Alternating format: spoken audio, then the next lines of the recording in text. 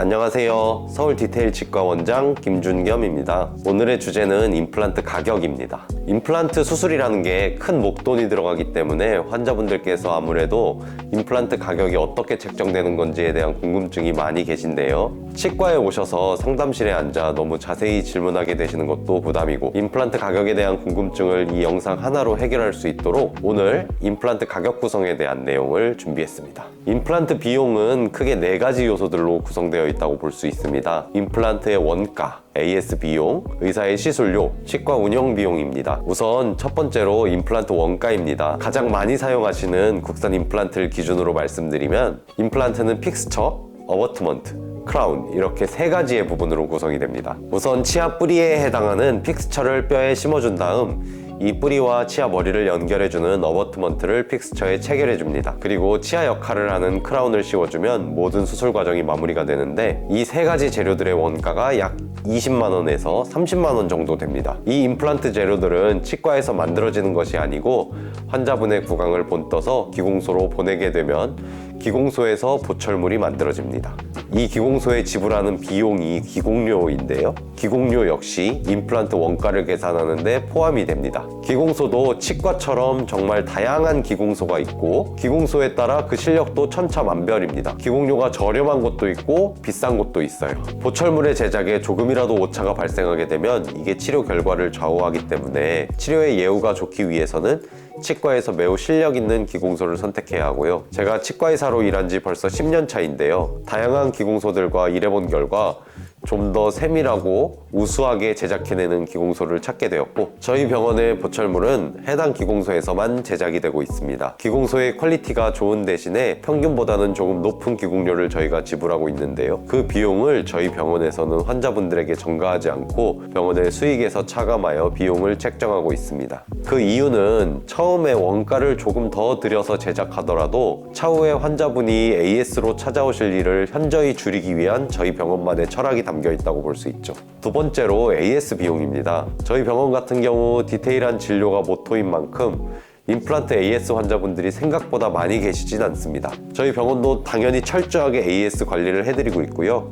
AS 내용에 따라 다르지만 보통 3년에서 5년 정도 AS가 보장되고 있습니다. 임플란트 수술 상담 시에 해당 병원에서 AS 제도를 어떻게 운영하고 있는지 구체적인 내용을 확인하시고, 이 AS 비용까지 임플란트 전체 비용에 포함이 되어 있다고 생각하시면 되겠습니다. 참고로 저희 병원에서는 다른 병원에서 심은 임플란트 AS를 진행해드린 사례도 있습니다. 사진의 빨간색 동그라미 부분 치아에 심한 치주염으로 발치 후 임플란트가 필요하신 환자분이 내원하셨습니다. 그런데 옆에 노란색 세모로 표시된 치아가 흔들려서 환자분께 여쭤보니 오래전에 임플란트를 했다고 하십니다. 보철물을 자세히 살펴보니 보철물의 안쪽에 있는 나사가 풀려서 흔들립니다. 임플란트는 중간 나사가 풀리는 일이 종종 발생합니다. 이런 경우를 위해 사진에서처럼 임플란트 보철물에는 나사를 조일 수 있도록 이렇게 구멍을 뚫어 놓습니다. 그러나 환자분의 보철물에는 구멍이 없는 상태죠. 그래서 하는 수 없이 상부 보철물을 모두 뜯어내고 보철물을 다시 제작해야 하는 상황입니다. 해당 임플란트는 약 10년 전에 심은 워땡땡이라는 임플란트 회사의 제품으로 확인되었습니다. 지금은 쓰는 곳이 많지 않은 회사의 제품이고, 10년 전 임플란트를 심으셨던 치과에 전화로 문의해보니 지금은 해당 회사의 제품을 쓰고 있지 않다고 합니다. 이런 경우의 문제점은 임플란트를 재제작해야 하는데 문제는 부품을 구하기가 너무 어렵다는 것이죠. 제가 일주일 동안 직접 재료상을 수소문한 결과 겨우 부품을 구할 수 있었습니다.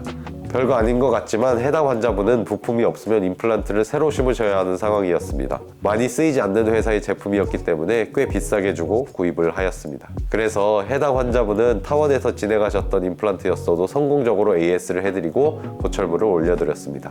환자분께 10년 전 하셨던 그 임플란트 회사의 부품 2가지를 챙겨드리면서 이 2개만 잘 가지고 계시면 나중에라도 보철물을 다시 만드는데 문제는 없을 거라고 설명을 드렸죠. 환자분께서 매우 감사해 하셔서 저로서도 굉장히 보람된 하루였던 기억이 납니다. 보통 다른 치과에서 받은 치료는 지금 병원에서 싫어하지 않을까라는 생각을 많이 갖고 계신데요. 저희 병원에서는 다른 곳에서 치료를 하시다가 해결이 안 돼서 오시는 분들도 많으시기 때문에 다른 병원에서 받은 치료도 새로 제작하기보다는 가능한 범위 내에서 최대한 AS를 해드리고 있습니다. 세 번째로 의사의 시술료입니다.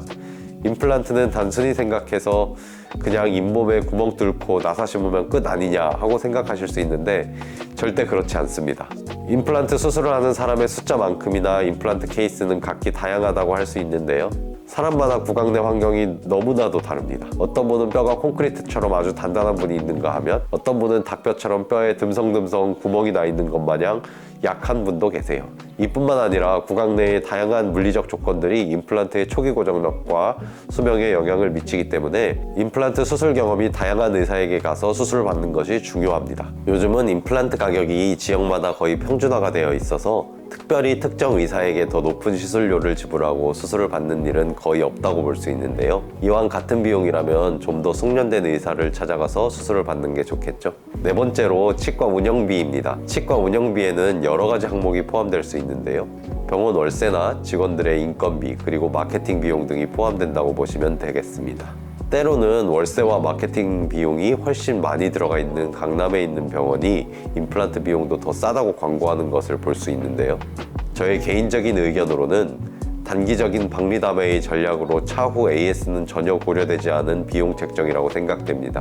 그런 병원은 의사도 정말 많은 만큼 진료를 볼 때마다 의사도 자주 바뀌고 나의 평생 치아 건강을 맡기기에는 부적합한 면이 매우 많지 않나 하는 생각이 듭니다. 오늘은 임플란트 가격에 대해서 알아봤는데요. 평소 임플란트 가격 구성에 궁금증을 가지고 계셨던 분들께 조금이라도 도움이 되었으면 좋겠습니다. 감사합니다.